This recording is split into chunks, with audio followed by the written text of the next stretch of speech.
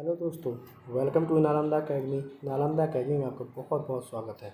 आज हम आपके लिए लेकर आए हैं 1500 MCQ सीरीज़ का अगला पार्ट, जिसमें हम भारत की संसद यानी इंडियन पार्लियामेंट से संबंधित और कुछ क्वेश्चन भी डिस्कस करेंगे और हर एक क्वेश्चन से संबंधित जानकारी भी मैं आपको यहाँ पे प्रोवाइड कराऊँगा। मैं आपका दोस्त, आपका शिक्षक, आपका टीचर संदीप गुप्ता। तो चलिए आज की वीडियो स्टार्ट करते हैं, जिसमें हमारा पहला क्वेश्चन है, लोकसभा में सदन का नेता कौन होता है। तो दोस्तों आपके ऑप्शन है इसमें राष्ट्रपति, प्रधानमंत्री, लोकसभा अध्यक्ष या फिर इनमें से कोई भी नहीं। दोस्तों आपको पता होगा कि इसमें सदन का नेता कौन होता है, क्योंकि जो भी सत्ता दल में होता है, ठीक है, जो भी सत्ता दल में होगा, जिसकी पार्टी सत्ता में होगी, उसका जो लोकप्रिय नेता होगा वही सदन का नेता कहलाता है। सदन का नेता से मतलब होता है लोकसभा का नेता, यानी लोकसभा में नेता कौन है, ठीक है। तो सत्ता दल का जो नेता होता है वो सदन का नेता कहलाता है।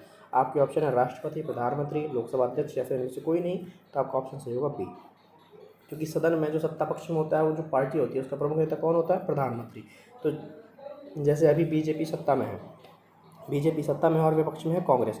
तो बीजेपी सत्ता में हो तो बीजेपी में अब उस बीजेपी का नेता कौन है इस समय पे, तो वो है प्रधानमंत्री। तो प्रॉबेबली हमेशा सदन का नेता वही होता है जो कि उस समय का पीएम होता है। लेकिन कई बार ऐसा भी होता है कि पीएम जो होता है, जो प्रधानमंत्री होता है, वो किसी और व्यक्ति को भी सदन का नेता चुन सकता है कि मेरी जगह ये सदन के नेता रहेंगे, या फिर कुछ भी क्वेश्चन होगा तो उसकी रिस्पॉन्स के लिए ये यहाँ पे अवेलेबल रहेंगे।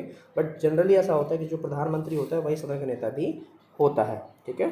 चलिए अगले क्वेश्चन की ओर बढ़ते हैं। हमारा अगला क्वेश्चन है कि लोकसभा का विपक्ष का नेता कौन होता है, ठीक है। लोकसभा का विपक्ष का नेता कौन है। अब हमने सदन का देखा, ठीक है, सदन का नेता कौन है। अब विपक्ष का नेता कौन है। तो जब सदन का नेता होता है तो मतलब जो सदन में या जो उस सत्ता में है वो सदन का नेता हो जाता है। लेकिन जब विपक्ष का नेता कहा जाए तो यानी जो विपक्ष में है इसमें वही विपक्ष का नेता होता है ना। तो अब आपके ऑप्शन है मल्लिकार्जुन खड़गे, है ना, राहुल गांधी, सोनिया गांधी या फिर इनमें से कोई भी नहीं है। अब आपको पता है तीनों ही कहाँ से हैं, तीनों ही कांग्रेस पार्टी से हैं। कहाँ से हैं तीनों, तीनों के ही तीनों ही कांग्रेस पार्टी से हैं, ठीक है। लेकिन आपको बता दें दोस्तों कि विपक्ष में बनने के लिए या विपक्ष का नेता होने के लिए जो भी पार्टी से या जो भी नेता विपक्ष का होगा उसकी पार्टी को कम से कम टोटल सदस्यों का या टोटल सीटों को 1/10 यानी सीटें प्राप्त होनी चाहिए। यानी 545 सीटें हैं तो आप मान के चलिए कि 55 सीटें उनको प्राप्त होनी चाहिए। लेकिन इस बार के लोकसभा में किसी भी पार्टी को 55 सीटें प्राप्त नहीं हुई थी। और जब 55 सीटें प्राप्त नहीं हुई, कांग्रेस के पास भी सिर्फ 52 सीटें हैं। इस कारण से इस बार कोई भी विपक्ष का नेता नहीं है, ऑफिशियल तौर पे विपक्ष का नेता है ही नहीं लोकसभा में इस टाइम पे, है ना। तो इसमें से आपका ऑप्शन क्या होगा, डी, इनमें से कोई भी नहीं, क्योंकि कोई भी विपक्ष का नेता नहीं है लोकसभा में। क्यों, क्योंकि जो कोरम चाहिए होता है विपक्ष का नेता बनने के लिए, यानी 1/10 टोटल सदस्यों का जो टोटल संख्या है उसका 1/10 सीटें आपको चाहिए होती हैं, वो किसी के पास थी ही नहीं, किसी भी पार्टी के पास नहीं थी। इस कारण से विपक्ष का नेता नहीं है लोकसभा में, ठीक है। तो याद रखिएगा इनमें से कोई भी नहीं। और जो मल्लिकार्जुन खड़गे मैंने नाम लिखा है ये कहाँ के हैं, तो दोस्तों जो मल्लिकार्जुन खड़गे हैं ये हमारे राज्यसभा से विपक्ष के नेता हैं। कहाँ से हैं, ये हमारे राज्यसभा से विपक्ष के नेता हैं, इसलिए मैंने इनका नाम डाल दिया। और ये दोनों कौन है, तो ये तो आप जानते हैं, राहुल गांधी, सोनिया गांधी, ठीक है। ये कांग्रेस पार्टी के वाइस प्रेसिडेंट और सोनिया गांधी हैं, और ये प्रेसिडेंट वाइस प्रेसिडेंट है, ठीक है। चलिए अगला क्वेश्चन देखते हैं। हमारा अगला क्वेश्चन क्या है, तो हमारा अगला क्वेश्चन है कि निम्नलिखित में से किसे लोकसभा का अभिरक्षक कहा जाता है, ठीक है। किसे लोकसभा का अभिरक्षक कहा जाता है, याद रखिए दोस्तों, लोकसभा का अभिरक्षक किसे कहा गया है। आपके ऑप्शन है प्रधानमंत्री, लोकसभा का अध्यक्ष, लोकसभा के निर्वाचित सदस्य या फिर संसद के सदस्य। आप संसद सदस्य में यहाँ पे लोकसभा और राज्यसभा दोनों कह सकते हैं, है ना, लोकसभा भी और राज्यसभा भी। तो अब आपके ऑप्शन हो गए, तो इसमें सही ऑप्शन होगा दोस्तों लोकसभा का अध्यक्ष, ठीक है। कौन होगा, तो लोकसभा का जो अध्यक्ष होता है उसे ही लोकसभा का अभिरक्षक कहा जाता है या लोकसभा का अभिरक्षक माना जाता है, क्योंकि लोकसभा की सारी प्रक्रिया नियम जो भी होता है वही संचालित करता है, उसकी रक्षा भी वही करता है। वहाँ पे डिसिप्लिन यानी अनुशासन और बना रहे, वहाँ की मान मर्यादा बनी रहे, ये सारा कार्यभार लोकसभा के अध्यक्ष का होता है कि सदस्य वहाँ की मान मर्यादा, जो एक संसद की जो गरिमा है, जो एक मान मर्यादा है उसको बरकरार रखना। इसके अलावा जो अनुशासन है, खुद भी डिसिप्लिन में रहना या खुद भी अनुशासन में रहना, साथ में ये दूसरे लोगों के ऊपर भी रूल अप्लाई करना कि सब लोग उस अनुशासन में रहें, उस अनुशासन के दायरे में रहें, ताकि जो एक संसद की गरिमा है उसको ठेस ना पहुँचे, है ना। तो इस कारण से इसे लोकसभा का क्या कहा जाता है, अभिरक्षक कहा जाता है, लोकसभा के अध्यक्ष को, ठीक है। चलिए, और ये लोकसभा के जितने भी निर्वाचित सदस्य होते हैं उनके ऊपर कहीं ना कहीं कंट्रोल रखता है इस चीज़ को लेकर। चलिए अगला क्वेश्चन देखते हैं। हमारा अगला क्वेश्चन है कि लोकसभा में प्रोटेम स्पीकर कौन होता है। अब प्रोटेम स्पीकर क्या आता है, पहली बात तो प्रोटेम स्पीकर को ही कहा जाता है अध्यक्ष, अस्थायी अध्यक्ष। क्या कहा जाता है दोस्तों, इसे ही अस्थायी अध्यक्ष भी कहा जाता है, ठीक है। अस्थायी अध्यक्ष भी कहा जाता है प्रोटेम स्पीकर को, ठीक है, अस्थायी अध्यक्ष। तो अब कौन है? आपके ऑप्शन है राष्ट्रपति, उपराष्ट्रपति, वर्तमान लोकसभा अध्यक्ष या फिर निर्वाचन आयोग। तो देखिए दोस्तों, जो लोकसभा का प्रोटेम स्पीकर यानी अस्थायी अध्यक्ष है, उसे हमारे देश के राष्ट्रपति जी चुनते हैं। ठीक है, चुनने के पीछे रीजन क्या होता है? तो होता क्या है, जैसे जब नई लोकसभा चुन के आती है, जिसमें 545 सदस्य चुन के आते हैं, है ना, 545 आप, तो इन सभी को सदस्य चुन के भी आते हैं, नॉमिनेट भी होते हैं, इन सभी को क्या होता है? शपथ दिलानी होती है। अब राष्ट्रपति इन सबको तो शपथ दिलाएगा नहीं, भाई राजा है देश का, और देश का राजा ये थोड़ी करेगा कि सारे लोगों को एक साथ खड़े खड़े अब शपथ दिलाता रहे। तो वो क्या करता है, किसी भी एक सदस्य को शपथ दिला देता है राष्ट्रपति, किसी भी एक सदस्य को राष्ट्रपति शपथ दिला देता है। और फिर उस सदस्य का एक कर्तव्य होता है कि वो अब बाकी बचे हुए सदस्यों को शपथ दिलाए। किसको? बचे हुए बाकी सारे सदस्यों को शपथ दिलाए। तो जो जिसे राष्ट्रपति ने शपथ दिलाई थी, है ना, उसे उस समय पे अस्थायी अध्यक्ष या प्रोटेम स्पीकर कह दिया जाता है। और वो तब तक के लिए ही होता है जब तक कि सारे सदस्य शपथ नहीं ले लेते। जैसे ही सारे सदस्यों ने शपथ ले ली होती है, फिर सारे सदस्य मिलकर एक नया अध्यक्ष चुनते हैं, जो परमानेंट अध्यक्ष होता है। ठीक है, जो स्थायी अध्यक्ष होता है। और जैसे ही स्थायी अध्यक्ष चुन लिया जाता है, प्रोटेम स्पीकर या अस्थायी अध्यक्ष अपना पद खाली कर देता है और वो एक नॉर्मल सदस्य बन के रहने लग जाता है, फिर नॉर्मल सदस्य बन जाता है। तो इसमें आपका ऑप्शन क्या सही हुआ? तो इसमें आपका ए ऑप्शन सही है, यानी कि इसका ऑप्शन हुआ राष्ट्रपति। राष्ट्रपति प्रोटेम स्पीकर या फिर अस्थायी अध्यक्ष की नियुक्ति करता है या उसको चुनता है। ठीक है, चलिए अगला क्वेश्चन देखते हैं। हमारा अगला क्वेश्चन है कि लोकसभा की बैठक किस प्रकार समाप्त की जा सकती है या की जाती है। ठीक है, दोस्तों आपको क्वेश्चन है कि लोकसभा की बैठक किस प्रकार समाप्त की जाती है। आपके ऑप्शन है विघटन के द्वारा, सही है, सत्रावसान द्वारा, ये भी सही है, स्थगन द्वारा, ये भी सही है। तो फिर आपका ऑप्शन क्या सही होगा? डी, इनमें से सभी के द्वारा। यानी इन तीनों तरीके से लोकसभा की जो बैठक है उसको समाप्त किया जा सकता है, उसको खत्म किया जा सकता है ना। विघटन के द्वारा लोकसभा विघटित ही कर दी जाए, पूरी तरह से लोकसभा ही विघटित हो गई। ठीक है, अब नई लोकसभा में चुनी जाएगी। सत्रावसान, स्पेसिफिक कोई सत्र चल रहा है, जैसे शीत सत्र, मानसून सत्र, बजट सत्र, उसको खत्म कर दिया गया और कह दिया गया कि अब ये सत्र इस बार का समाप्त हो चुका है, जितने जरूरी काम थे वो खत्म हो चुके हैं, अब अगला सत्र स्टार्ट होगा इतने इतने दिनों बाद, ये जब भी होगा वो बात करते हैं, लेकिन ये सत्र समाप्त हो चुका है। स्थगन द्वारा, किसी भी एक दिन कुछ काम आ गया और कुछ किसी बात को लेकर ज़्यादा विरोधाभास हो रहा है, लड़ाई हो रही है, झगड़े हो रहे हैं, जो भी हो रहा है, तो उस दिन फिर लोकसभा अध्यक्ष उस दिन की कार्यवाही को या उस दिन के संसद सत्र को स्थगित कर सकते हैं कि आज कार्यवाही नहीं होगी या इतने घंटे के बाद होगी, जो भी है। तो इन तीनों ही तरीक़ों से सदन की सदस्यता या बैठक की जो सदस्य वो है लोकसभा की बैठक, उसे समाप्त किया जा सकता है। ठीक है, चलिए अगला क्वेश्चन देखते हैं। हमारा अगला क्वेश्चन है कि लोकसभा का विघटन कौन करता है। ठीक है, आपके ऑप्शन है ए राष्ट्रपति, बी प्रधानमंत्री, सी मंत्रिपरिषद या फिर डी लोकसभा अध्यक्ष। दोस्तों इसका सही ऑप्शन क्या होगा? तो दोस्तों इसका सही ऑप्शन होगा ए, यानी लोकसभा का विघटन कौन सा कर सकता है? तो लोकसभा का विघटन करता है राष्ट्रपति।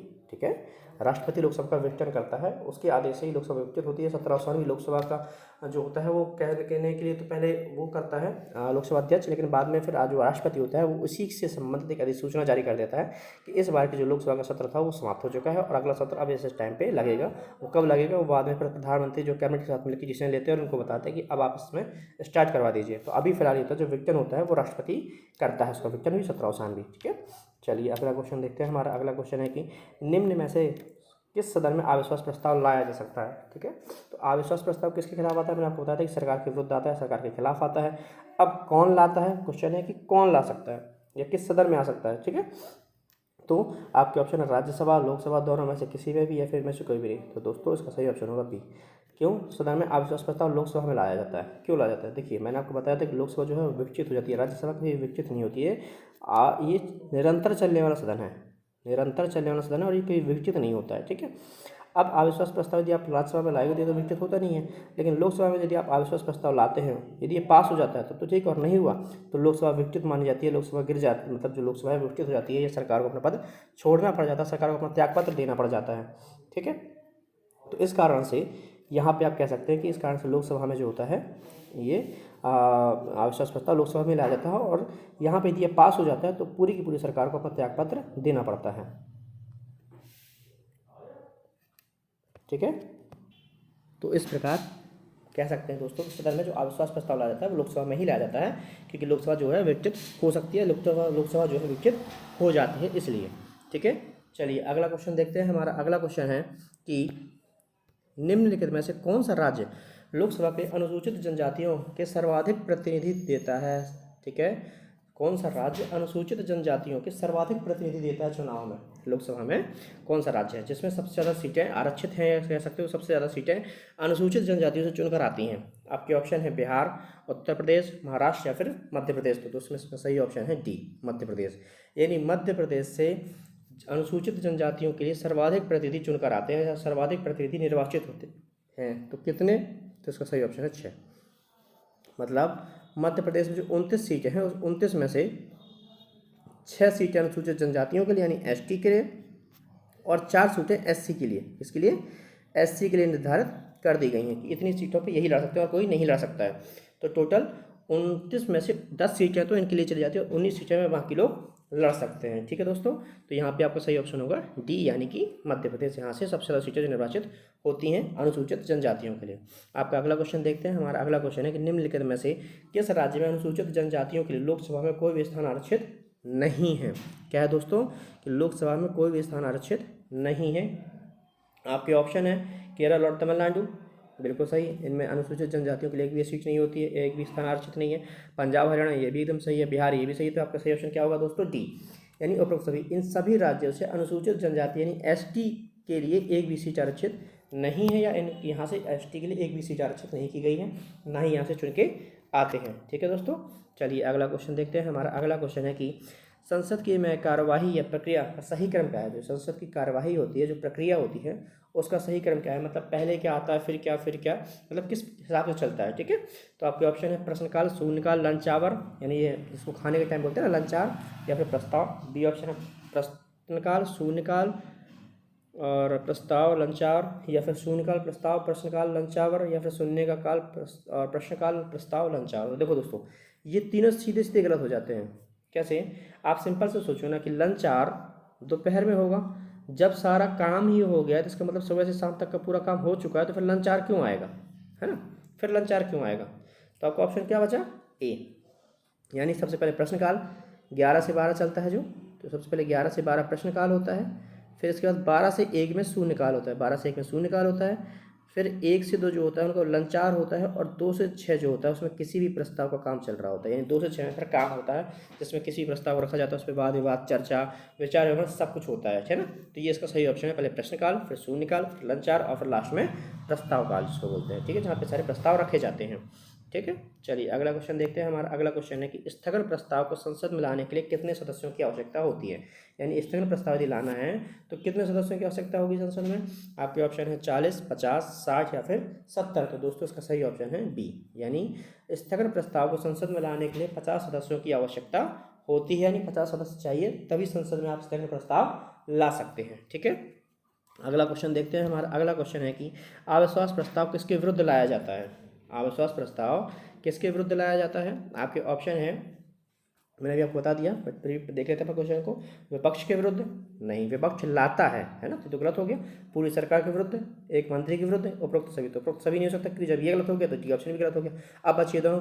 तो जो अविश्वास प्रस्ताव है वो पूरी की पूरी सरकार के विरुद्ध आता है, तो आपका ये ऑप्शन सही है। जबकि एक मंत्री के विरुद्ध जो आता है प्रस्ताव उसको कहते हैं निंदा प्रस्ताव। यदि हम निंदा करते हैं किसी की, तो कि इसका काम अच्छा नहीं, किसी मंत्री की स्पेसिफिक निंदा की जा रही है कि इसका काम अच्छा नहीं है, अच्छे से काम नहीं कर रहे हैं, या अपने कार्यों का पूरी अकाउंटेबिलिटी यानी जवाबदेहिता के साथ या ट्रांसपेरेंसी के साथ नहीं कर रहे हैं, तो उसके खिलाफ निंदा प्रस्ताव लाया जा सकता है। ठीक है, निंदा प्रस्ताव। तो निंदा प्रस्ताव किसी एक मंत्री के खिलाफ आता है, लेकिन जब अविश्वास प्रस्ताव है वो पूरी की पूरी सरकार के विरुद्ध आता है, और यदि निंदा प्रस्ताव पारित हो जाता है तो सरकार को इस्तीफा देने के लिए बाध्य नहीं होती है, वो दे या ना दे बाध्य नहीं होती। लेकिन यदि अविश्वास प्रस्ताव पारित हो जाता है तो सरकार को अपने पद से इस्तीफा देना पड़ता है, सरकार को अपना पद छोड़ना पड़ता है, और उसका मतलब ये होता है कि सरकार सदन में अपना बहुमत खो चुकी है। क्या? सरकार सदन में अपना बहुमत खो चुकी है और सरकार को अपना पद छोड़ना पड़ता है, अपने पद को त्यागपत्र देना पड़ता है, पूरी की पूरी सरकार को अपना पद खाली करना पड़ जाता है। ठीक है, तो अविश्वास प्रस्ताव पूरी सरकार के विरुद्ध आता है इसीलिए, और इसे विपक्ष लाता है। ठीक है, चलिए अगला क्वेश्चन देखते हैं। अगला क्वेश्चन है हमारा, संसद में कौन कौन से विधेयक पेश किए जाते हैं? ठीक है, संसद में कौन कौन से विधेयक पेश किए जाते हैं? ठीक है, आपके ऑप्शन है साधारण विधेयक, धन विधेयक, वित्त विधेयक, संविधान संशोधन विधेयक, उपरोक्त सभी।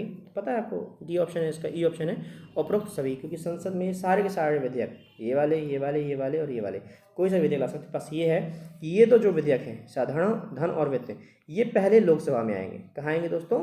ये पहले लोकसभा में आएंगे, फिर राज्यसभा में जाते हैं। ठीक है, बाकी इनमें से कोई भी विधेयक कहीं भी लाया जा सकता है, दोनों जगह पेश किए जा सकते हैं, और संसद में इन दोनों टाइप के मतलब चारों टाइप के विधेयक लाए जाते हैं। तो इस प्रकार आपका ई ऑप्शन सही है। उपरोक्त सभी साधारण विधेयक, धन विधेयक, वित्त विधेयक या फिर संविधान संशोधन विधेयक, इस चारों के चारों विधेयक आते हैं। ठीक है, चलिए अगला क्वेश्चन देखते हैं हम। अगला क्वेश्चन है हमारा कि किसी भी साधारण विधेयक के अधिनियम बनने में कौन सी अवस्था में संशोधन किए जा सकते हैं। किसी भी साधारण विधेयक के अधिनियम बनने की कौन सी अवस्था में संशोधन किए जा सकते हैं। ठीक है, आपके ऑप्शन है प्रथम पाचन, द्वितीय पाचन, तृतीय पाचन या फिर इनमें से किसी में भी। तो दोस्तों सही ऑप्शन है द्वितीय। दूसरी अवस्था में जब दूसरा पाचन हो रहा होता है सदन में किसी भी विधेयक पर, उसी में उस पर चर्चा होती है, वाद विवाद होता है और संशोधन भी पारित किया जाता है। यदि संशोधन करना है तो इसी अवस्था में किया जाता है। प्रथम पाचन में क्या होता है, तो प्रथम पाचन में सिर्फ उसकी प्रतियां जो होती है, उस विधेयक की प्रतियां की जाती हैं। पहले तो उस सदन में रखा जाता है, उसे स्वीकार किया जाता है लोकसभा अध्यक्ष राज्यसभा के सभापति द्वारा, और स्वीकार करने के बाद उसकी जो प्रतियां उसे राजपत्र में प्रकाशित किया जाता है और राजपत्र पर प्रकाशित करके उसकी जो प्रतियां है उसे भी सदस्यों में बांट दी जाती है। ये प्रथम वाचन है। द्वितीय वाचन है, फिर इस पर बात ऐसे किसी समिति के पास भी भेजा जा सकता है। समिति इस पर एक एक खंडवार विचार विमर्श करती है, चर्चा करती है, और यदि उसको कहीं लगता है तो संशोधन भी वो प्रस्तावित करती है, और यदि संशोधन को मान लिया जाता है तो उसको जोड़ दिया जाता है, यदि नहीं माना जाता तो बिना संशोधन के उसे तृतीय वाचन में मान दिया जाता है, तृतीय पाचन के लिए। और तृतीय वाचन में कुछ नहीं होता है, उस पर सिर्फ वोटिंग होती है हाँ या ना में। ठीक है, सिर्फ वोटिंग होती है हाँ या ना में। यदि हाँ हो जाता है, पास हो जाता है वहाँ से, तो फिर उसे इसके बाद इन तीनों के बाद उसे द्वितीय सदन में भेज दिया जाता है। दूसरे सदन में भी फिर यही तीनों प्रोसेस चलती हैं, इसी तरीके से चलती हैं। और जब वहाँ से भी हाँ हो जाता है तो फिर ये राष्ट्रपति की सहमति के लिए भेज दिया जाता है, और राष्ट्रपति की सहमति के बाद ये कि जो है विधेयक जो है वो अधिनियम या कानून बन जाता है। ठीक है, तो ये इसकी प्रोसेस होती है किसी भी विधेयक की कानून बनने की। चलिए अगला क्वेश्चन देखते हैं। हमारा अगला क्वेश्चन है कि किसी भी विधेयक को राष्ट्रपति की स्वीकृति संविधान के किस अनुच्छेद के तहत दी जाती है। तो किसी भी विधेयक को जो राष्ट्रपति स्वीकृति देता है वो संविधान के किस अनुच्छेद के तहत देता है। ठीक है, किसी भी विधेयक को राष्ट्रपति जो स्वीकृति देता है वो किस अनुच्छेद के तहत देता है। आपके ऑप्शन है 110, आर्टिकल 110, आर्टिकल 111, आर्टिकल 112 या फिर आर्टिकल 113। तो उसको सही ऑप्शन है दोस्तों बी, आर्टिकल 111। यानी 111 के तहत ही राष्ट्रपति किसी भी विधेयक को स्वीकृति प्रदान करते हैं। क्या करते हैं, स्वीकृति प्रदान करते हैं। ठीक है, चलिए अगला क्वेश्चन देखते हैं। हमारा अगला क्वेश्चन है कि धन विधेयक के केस में राष्ट्रपति के पास क्या क्या अधिकार होते हैं। क्या क्वेश्चन है दोस्तों, धन विधेयक के केस में राष्ट्रपति के पास क्या क्या अधिकार होते हैं। आपके ऑप्शन है विधेयक की स्वीकृति दे सकता है, बिल्कुल विधेयक को स्वीकृति दे देते हैं वो। उसे पुनर्विचार के लिए वापस भेज सकते हैं, नहीं। विधेयक को अपने पास रोक के रख सकते हैं, बिल्कुल उपरोक्त सभी। जब ये गलत हो तो ये तो गलत हो ही गया, ये ऑप्शन सही, यानी ए और सी। यानी जो ए और सी में जो पॉइंट दिए गए हैं ये उसके पास अधिकार होते हैं। यानी कि धन विधेयक में कोई राष्ट्रपति जो होता है धन विधेयक को या तो वो स्वीकृति दे दे या उसे रोक ले, लेकिन उसे पुनर्विचार के लिए वापस नहीं भेज सकते हैं। क्या दोस्तों, या तो वो स्वीकृति दे दें या फिर अपने पास विधेयक को अपने पास ही रख लें, लेकिन वह उसे पुनर्विचार के लिए वापस नहीं भेज सकते हैं। क्यों, क्योंकि ये कहीं ना कहीं जब धन विधेयक लाया जाता है सदन में तो पहले से ही राष्ट्रपति की अनुमति लेकर ही लाया जाता है, या अनुमति लेकर ही उसे सदन में लाया जाता है। इस कारण से उसे वापस नहीं भेज सकते पुनर्विचार के लिए, या तो दें या फिर ना दें। और जनरली हमेशा दे ही देते हैं, क्योंकि लोकसभा में जो सत्ता उसका बहुमत होता है, राज्यसभा में धन विधेयक के लिए स्वीकृति जरूरत नहीं होती। 14 दिन के बाद यदि नहीं भी वो करते हैं कुछ भी तो उसे वहाँ से पास ही मान लिया जाता है। ठीक है, यदि वो रोकने की कोशिश करेंगे तो वहाँ से उसे पास माना जाता है। और जो संशोधन वो प्रस्तावित करते हैं उन्हें माना ना माना लोकसभा का ऊपर होता है, मतलब लोकसभा का विवेक है, स्वयं विवेक है कि वो माने या ना माने उसे। तो जब वहाँ से उनके ऊपर बाउंडेशन है नहीं है, राज्यसभा रोक सकती नहीं है, और लोकसभा में क्योंकि वो पहले से राष्ट्रपति से पूछ के रहे थे तो राष्ट्रपति से मना करते नहीं है, और लोकसभा में तो उसका बहुमत है तभी तो सरकार में बैठे, तो धन विधेयक दिलाया जाता है तो पास हो जाता है। इसका सबसे अच्छा एग्जांपल है जीएसटी। जब जीएसटी बिल पास नहीं हो पा रहा था तो उन्होंने क्या किया था, पहली बार में जीएसटी बिल पास नहीं हो पाया तो उन्होंने दूसरी बार जीएसटी बिल को ऐसे धन विधेयक पास ला के रख दिया सदन में, और जैसे ही वो धन विधेयक बिल में ला के रखा गया, राष्ट्रपति से अनुमति पहले ही मिल गई, राज्यसभा की अब कोई जरूरत नहीं थी उतनी ज़्यादा कि वो करे या ना करे पास। वहाँ से 14 दिन नहीं भी करता तो अपने पास माना जाएगा। तो यहाँ से उन्होंने तुरंत, और अपना लोकसभा में तो उनकी बहुमत थी ही मोदी सरकार की, तो उन्होंने यहाँ से उसको पास करा दिया और विधेयक बना दिया और कानून बन गया वो। तो इस तरह से यहाँ पे इसके पास ये ऑप्शन अधिकार होते हैं कि स्वीकृति दे या फिर उसे रोक के रखे, पर उसे पुनर्विचार के लिए वापस नहीं भेज सकते। ठीक है, चलिए अगला क्वेश्श्चन देखते हैं। हमारा अगला क्वेश्चन है कि धन विधेयक की संविधान के किस अनुच्छेद में परिभाषा की गई, यानी धन विधेयक संविधान के किस अनुच्छेद में वर्णित है। ठीक है, आपका तो क्वेश्चन है कि धन विधेयक जो है वो संविधान के किस अनुच्छेद में वर्णित है। आपके ऑप्शन 112, 111, 110, 114। तो उसको सही ऑप्शन है दोस्तों सी, 110। ठीक है, 110 इसका सही ऑप्शन है। आर्टिकल 110 यानी अनुच्छेद 110 में धन विधेयक की परिभाषा दी गई है। और दोस्तों यदि आपने अब तक हमारे चैनल को सब्सक्राइब नहीं किया है तो इसे सब्सक्राइब कर दें, साथ ही बेल आइकन दबा दें ताकि कोई भी वीडियो जैसे इसमें डाले जाए आपको तुरंत उसका नोटिफिकेशन मिल सके और कोई भी वीडियो आपसे मिस ना होने पाए। चलिए अगला क्वेश्चन देखते हैं। हमारा अगला क्वेश्चन है कि धन विधेयक को लोकसभा में किसके द्वारा लाया जा सकता है। धन विधेयक को लोकसभा में किसके द्वारा लाया जा सकता है। आपके ऑप्शन है निजी सदस्य द्वारा, बिल्कुल नहीं। विपक्ष द्वारा, बिल्कुल भी नहीं। किसी मंत्री द्वारा, बिल्कुल सही। ठीक है। तो अब जब ये दोनों गलत है तो उपरोक्त सभी तो हो ही नहीं सकता था, है ना। तो इसका सही ऑप्शन क्या हुआ, किसी मंत्री के द्वारा, यानी धन विधेयक को किसी मंत्री के द्वारा ही सदन में लाया जा सकता है, ना कि विपक्ष के किसी सदस्य द्वारा, ना ही किसी निजी सदस्य के द्वारा। मतलब यदि पक्ष का भी है लेकिन कोई निजी सदस्य, ऐसा सदस्य जो है तो बीजेपी पार्टी से ही लेकिन वो मंत्री नहीं है, तो वो भी नहीं ला सकता, ना ही विपक्ष ला सकता, उसे सिर्फ और सिर्फ कोई मंत्री ही ला सकता है। ठीक है, चलिए अगला क्वेश्चन देखते हैं। हमारा अगला क्वेश्चन है कि निम्न में से किस विधेयक में संसद के दोनों सदनों की संयुक्त बैठक बुलाई जा सकती है। ठीक है, निम्न में से किस विधेयक के केस में संसद के दोनों सदनों की संयुक्त बैठक बुलाई जा सकती है। आपके ऑप्शन है साधारण विधेयक, वित्त विधेयक, धन विधेयक या फिर संविधान संशोधन विधेयक। तो दोस्तों इसका सही ऑप्शन है ए, साधारण विधेयक। साधारण विधेयक के केस में संसद के दोनों सदनों की संयुक्त बैठक बुलाई जा सकती है। ठीक है, और जब कोई साधारण विधेयक होता है और उसमें कोई गतिरोध पैदा हो जाता है जिस कारण से वो पास नहीं हो पा रहा होता है, तो ऐसी की स्थिति में राष्ट्रपति जो है दोनों सदनों की संयुक्त बैठक को बुलाते हैं और वहाँ पे दोनों सदनों की संयुक्त बैठक में उस पर चर्चा होती है, वाद विवाद होता है और उसको पास कराया जाता है। अब तक 3 बार ये हो चुका है। कितनी बार? 3 बार अब तक संसद की संयुक्त बैठक बुलाई जा चुकी है। ठीक है, और 3 बार यहाँ पे उसको पास कराया भी गया है। ठीक है, अब कौन कौन से हैं दोस्तों, ये आपको मुझे कमेंट बॉक्स में बताना है कि किस जो 3 बार बुलाई गई है वो किस किस केस में या किस किस के लिए बुलाई गई है। ठीक है, चलिए अगला क्वेश्चन हम देखते हैं। हमारा अगला क्वेश्चन है कि सदन में कोरम का क्या मतलब होता है। ठीक है, सदन में कोरम का मतलब क्या होता है दोस्तों। इसका ऑप्शन है 1/10 सदस्यों का होना, 1/20 सदस्यों का होना, 1/15 सदस्यों का होना, या फिर इनमें से कोई भी नहीं। तो दोस्तों सदन में कोरम का मतलब होता है सीधा सीधा 1/10 सदस्यों का होना। क्या होता है दोस्तों, मतलब सदन में 1/10 सदस्यों का होना, यानी 1/10 लोगों का होना, यानी 545 सदस्य हैं लोकसभा में, 545, तो यहाँ पे कितना 55 सदस्यों का होना, और जैसे राज्यसभा में 250 सदस्य हैं तो यहाँ पे 25 सदस्यों का होना।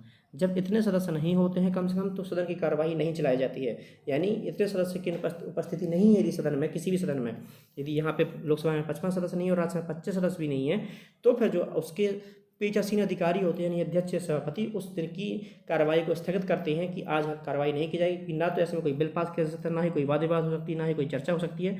तो उस दिन अननेसेसरी खर्च करने का कोई मतलब नहीं। खर्च कैसा कि जब लोकसभा चलती है तो बहुत खर्च होता है, चाहे वो एसी को लेकर लीजिए, बिजली हो, पानी हो, उनकी व्यवस्था हो, सिक्योरिटी हो, उन लोगों के लिए सिक्योरिटी अरेंजमेंट बहुत ज़्यादा करने पड़ते हैं। फिर लोग संसद के आसपास में उनके खाने पीने के लिए कैंटीन में खाना बन रहा है, ये सब चीज़ें। तो उस दिन अननेसेसरी खर्च क्यों किया जाए, क्योंकि वो खर्चा कहाँ से आ रहा है, वो टैक्स पेयर के पैसे से हो रहा है। तो उस दिन की कार्रवाई को स्थगित कर दिया जाता है और कह दिया जाता है कि कल कार्रवाई होगी, आज के कितने लोग नहीं हैं तो आज रहने देते हैं। तो कोरम का मतलब सिंपल सा होता है कि 1/10 सदस्यों का होना कम से कम आवश्यक, उसे कहते हैं कोरम।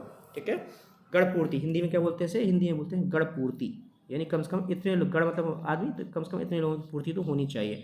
तो कितना होता है वो 1/10 होता है। ठीक है, तो दोस्तों आज के लिए इतना ही। अब कल हम फिर से लास्ट वीडियो देखेंगे संसद की, जिसमें संसद से संबंधित जितने भी आर्टिकल्स जो इंपॉर्टेंट हैं उन्हें हम कल वीडियो में डिस्कस करेंगे, और यहाँ से हमारा संसद खत्म हो जाएगा, और इसके बाद कल से हम परसों से हम फिर एक नया चैप्टर स्टार्ट कर देंगे। तो आई होप दोस्तों कि आपको आज की वीडियो अच्छी लगी होगी, पसंद आई होगी। यदि अच्छी लगी हो तो इसे जरूर लाइक करें, शेयर करें, सब्सक्राइब करें, और आई होप कि आप सब अच्छे होंगे, घर पर होंगे, स्वस्थ होंगे। अपना ख्याल रखें, अपने परिवार के साथ रहें, अपने परिवार का भी ख्याल रखें, और जब तक आवश्यक ना हो तब तक बाहर ना जाएं। बहुत जब आवश्यक हो तभी जाएं, क्योंकि दोस्तों याद रखें खतरा भी टला नहीं है, सिर्फ कोरोना के केस कम हुए हैं, कोरोना खत्म नहीं हुआ है। तो आई होप कि आप सब अच्छे होंगे। स्टे ट्यून, अच्छे से पढ़ाई करें, एंड गुड लक।